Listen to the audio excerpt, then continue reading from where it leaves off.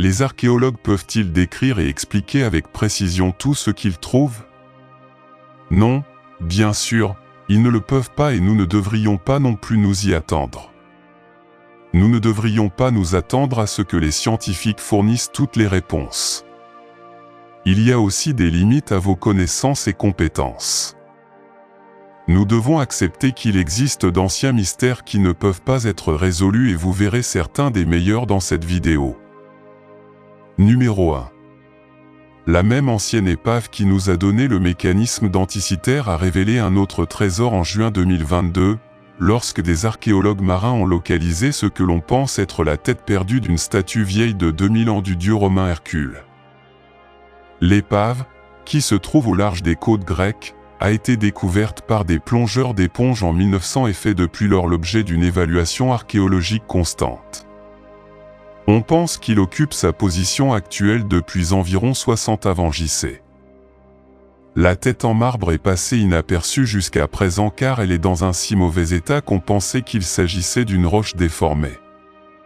Il n'a été possible de l'identifier comme une tête qu'après que des plongeurs ont également trouvé la base de la statue, ainsi que les parties inférieures de ses jambes. La tête n'est pas la seule découverte notable sur le site de plongée récemment. Les archéologues ont également trouvé 2 dents humaines incrustées dans des dépôts marins, confirmant qu'au moins une personne ne s'est pas échappée du navire avant son naufrage. Les historiens pensent que ce navire de 130 pieds de long se dirigeait vers Rome depuis quelque part dans l'est de la Méditerranée lorsqu'il a coulé lors d'une tempête, mais ils espèrent en apprendre davantage sur ces nouvelles découvertes. Numéro 2. Nous savons que la peste noire a été le fléau le plus meurtrier jamais frappé sur la Terre. Nous savons également que la peste a culminé entre 1346 et 1352. Ce que nous n'avons jamais su, c'est où la peste a commencé, mais cela a peut-être changé récemment. Après avoir examiné des milliers de pierres tombales médiévales, les chercheurs pensent avoir pu retracer les origines de la peste noire à un endroit spécifique et improbable.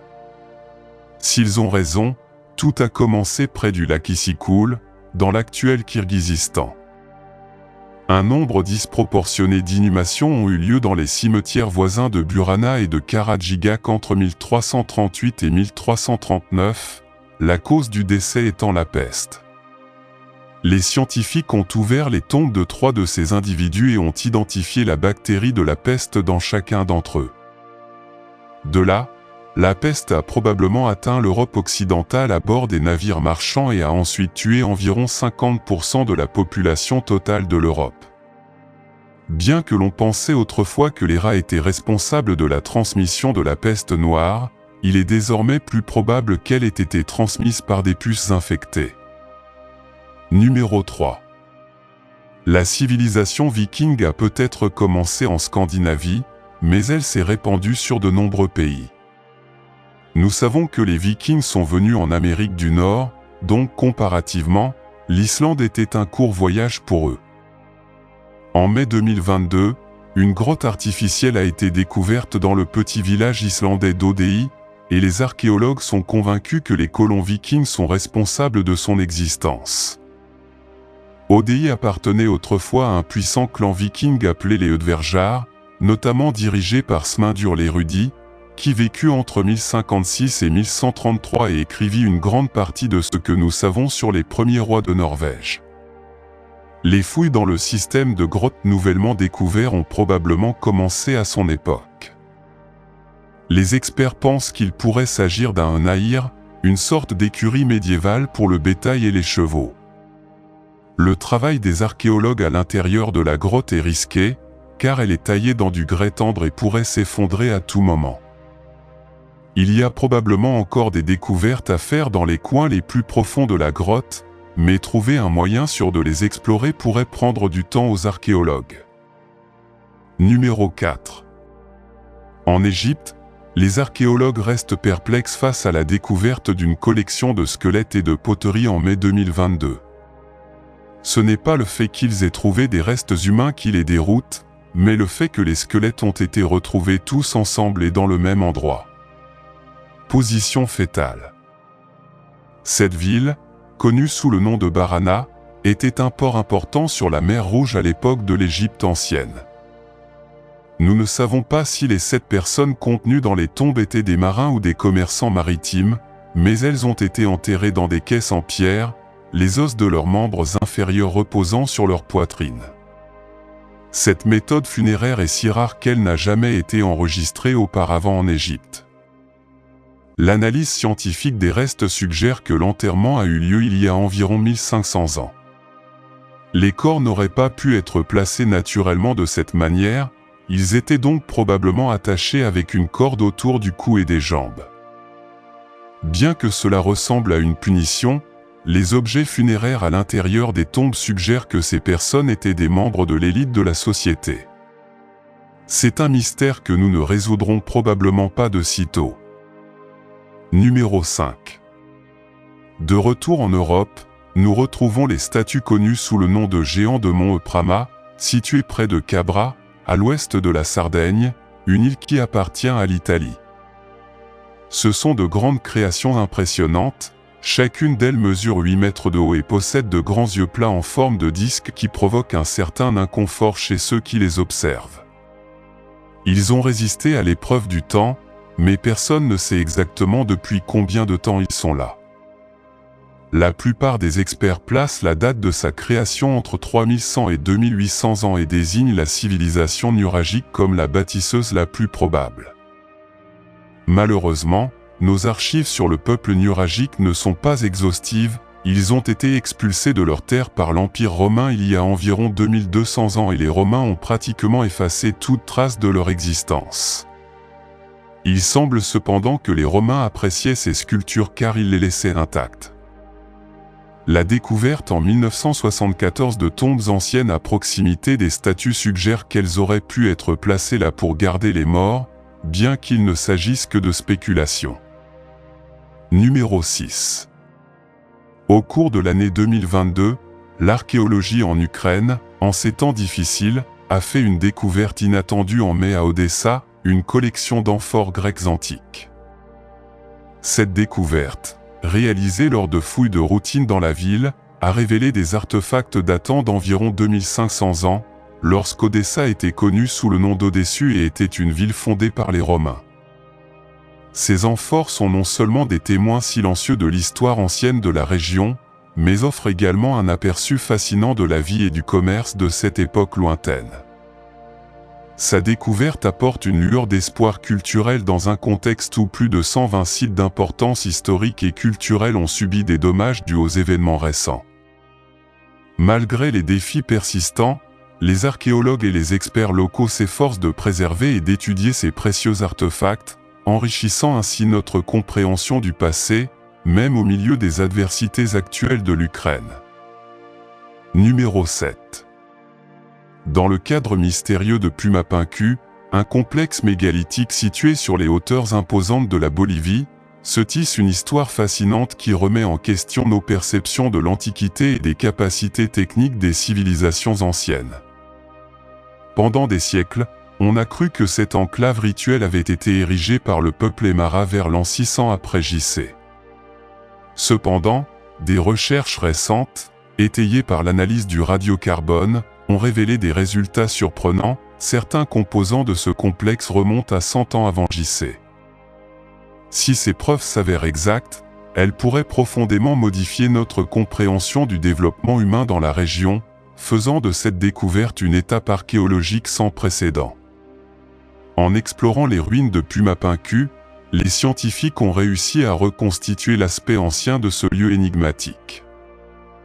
Des images se présentent devant nous d'un ensemble de structures disposées sur une colline, entourées d'une maçonnerie impressionnante.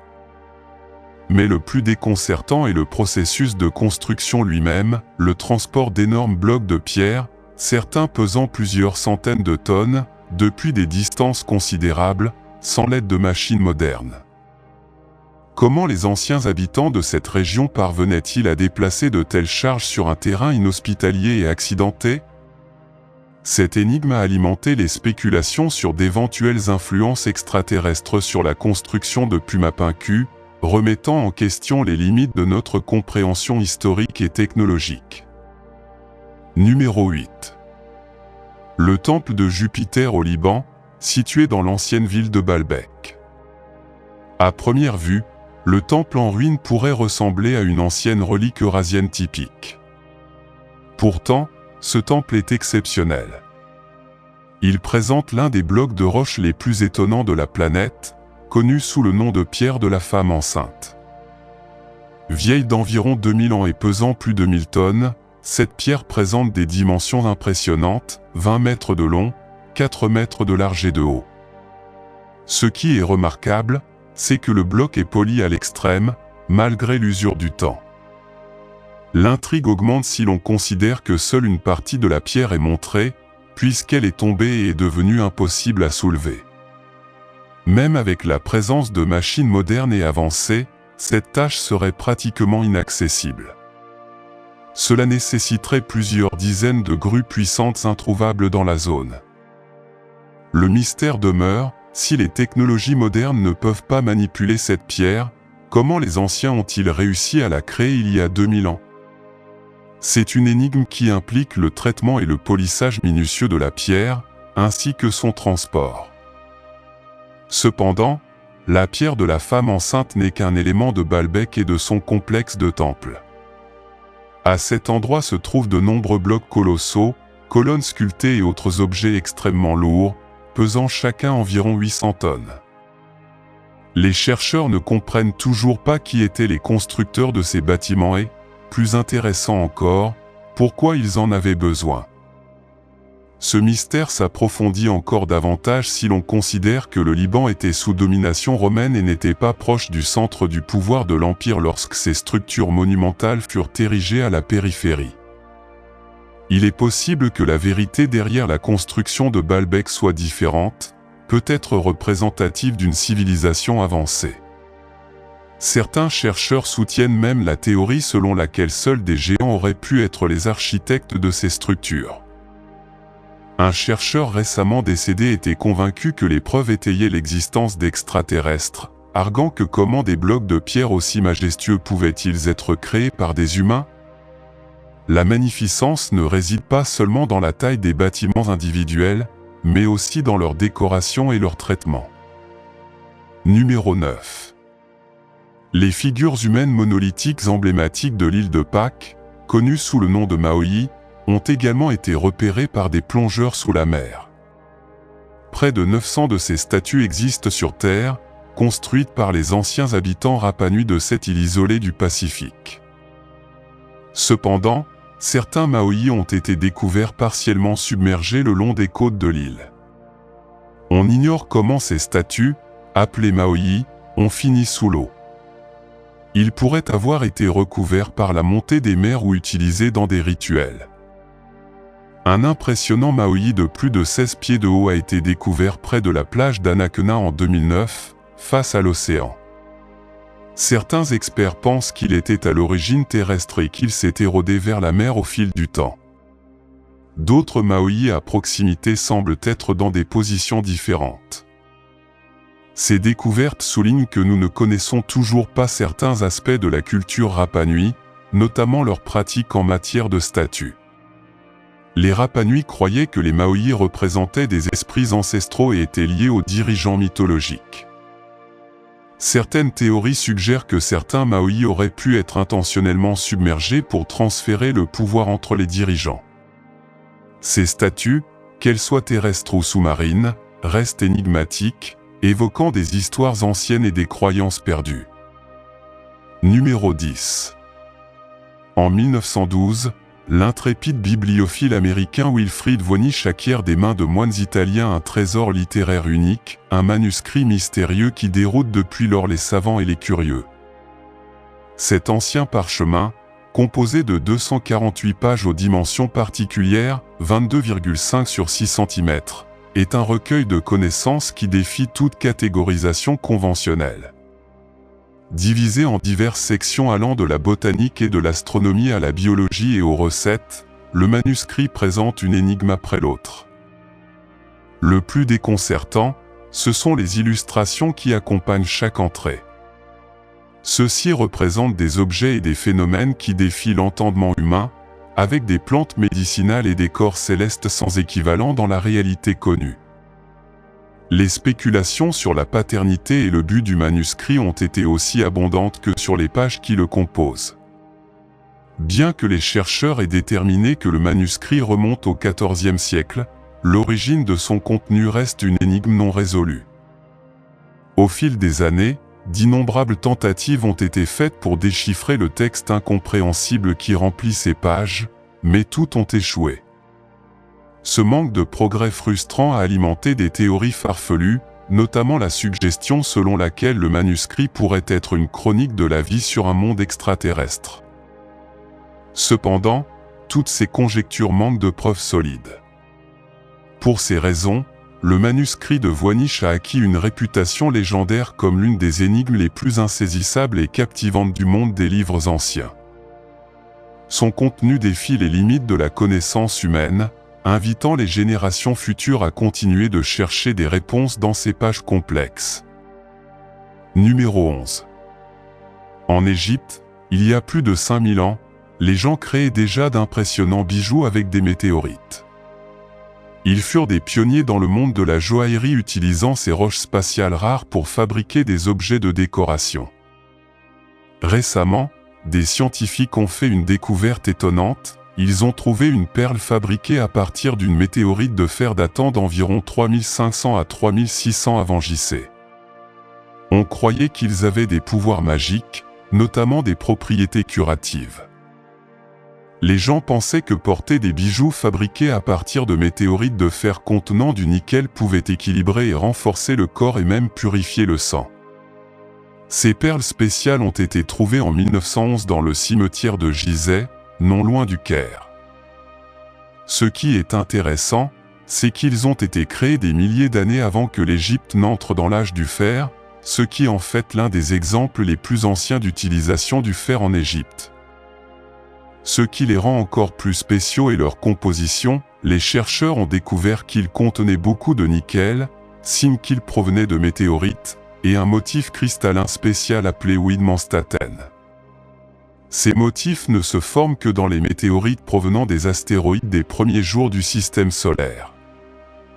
Bien que certaines personnes aient d'abord eu des doutes et pensaient que la teneur élevée en nickel provenait peut-être de la fusion, des recherches ultérieures ont montré que ce n'était pas le cas. Ces perles ont été formées sans chaleur, ce qui signifie qu'elles ont été travaillées à froid. Numéro 12. Une équipe d'archéologues dirigée par un homme soi-disant nommé Chipu a exploré la région sauvage des monts Bayankara, à la frontière entre la Chine et le Tibet.